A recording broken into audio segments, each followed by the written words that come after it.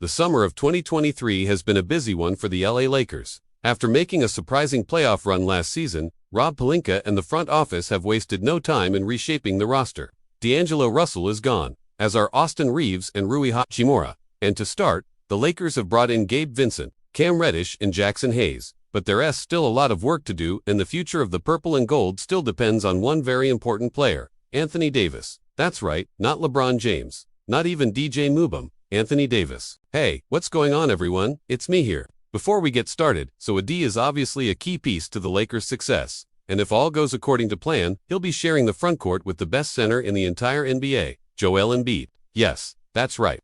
In today's video, we look at the latest rumors that suggest the Lakers are targeting Embiid as their big man of the future. Let's get into it. One of the most contentious issues in today's game is whether or not centers are still valuable in today's NBA. With many teams opting for smaller lineups and prioritizing shooting over traditional low-post play, the center position has seemingly taken a back seat in recent times.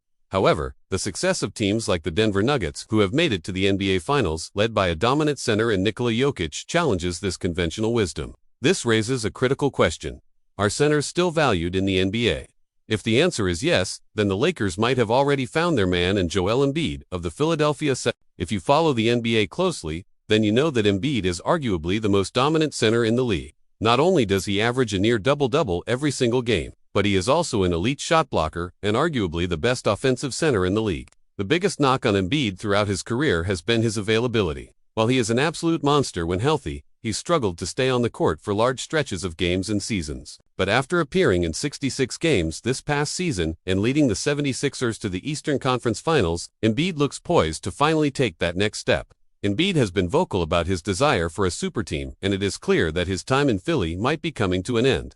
On June 28, he tweeted, "Win a championship or bust," leaving little doubt about his intentions for the future. Now, let's be real, Embiid is never going to come to the Lakers. There is simply no way that the purple and gold could ever afford to bring him in without completely gutting the roster and trading away all of their assets. So let's keep this theory firmly planted in the realm of fantasy. There is another team that makes a ton of sense for a trade. However, the Boston Celtics. You see, while the Lakers have a glaring need for a center, the Celtics are looking to shed some big contracts and move on from some of their core pieces. Guys like Al Horford and Marcus Smart are not getting any younger, and it might be time for Boston to begin their rebuild. A trade that sends Embiid to the East Coast makes a ton of sense. The 76ers would get some much-needed spacing alongside Tyrese Maxey and Joel Embiid, and the Celtics would instantly become contenders once again. Now, before the haters come out in full force and say that this would never happen because the Sixers would in-trade Embiid within the conference, don't forget that Philly traded away their other star Ben Simmons just a few years ago, and in fact, they actually traded him within the same division. As we saw with that deal, the 76ers aren't afraid to shake things up, and they certainly shouldn't be. Simmons might have been the best defender in the league and a key piece to their Eastern Conference Finals run in 2021, but the 76ers did unhesitate to part ways with him to clear the books and gain some new assets. They've got a good young duo in Maxey and Embiid, but in typical process trust fashion, it wouldn't be a surprise if they decided to blow it up and start again. Let us go ahead and assume that Embiid has indeed requested a trade, and that the Sixers have given him permission to pursue a move to the West Coast.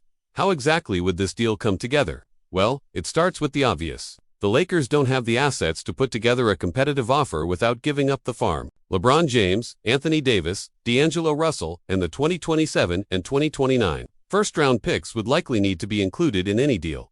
Is that fair for the 7-6 ERS? I would argue that it's a resounding yes. LeBron is a shell of his former self, and AD is injury-prone and declining as well. Russell is nice, but there's nothing to suggest that he could be a one option on a championship-caliber team. The 76ers would be gambling that LeBron has another year or two of good basketball left in the tank, and that AD could return to his all-star form in the city of brotherly love. With Russell, the Lakers would be betting that he could be the missing piece that the 7-6 ERs need to compete for a title, alongside Embiid and Maxey. That gamble would be worth taking in my opinion. This isn't the sexiest trade that the Lakers could make, but sometimes boring moves are the ones that help you win championships.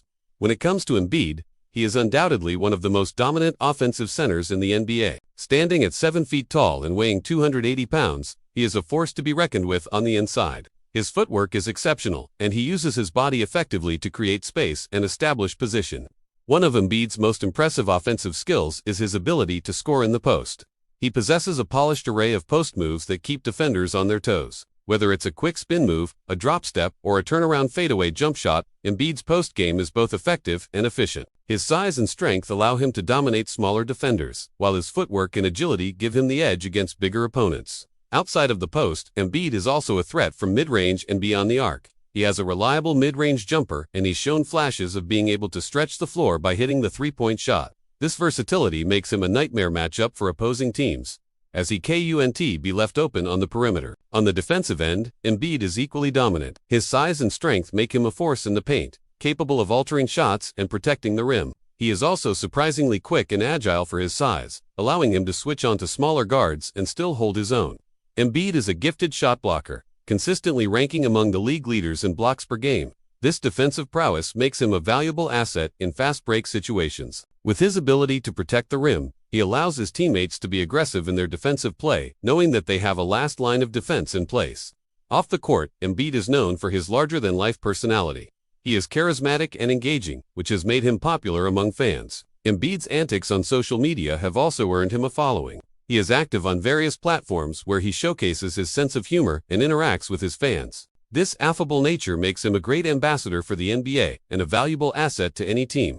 In summary, Joel Embiid is a generational talent who possesses a rare combination of skills, athleticism, and personality. He is a dominant force on both ends of the court and a crowd favorite among fans. While his injury history is a concern, his talent and potential make him an exciting prospect for any team. If the Lakers were to pull off a trade for Embiid, they would be acquiring a player who could lead them to multiple championships and help restore their storied franchise to prominence. Now, as always, I want to hear your thoughts.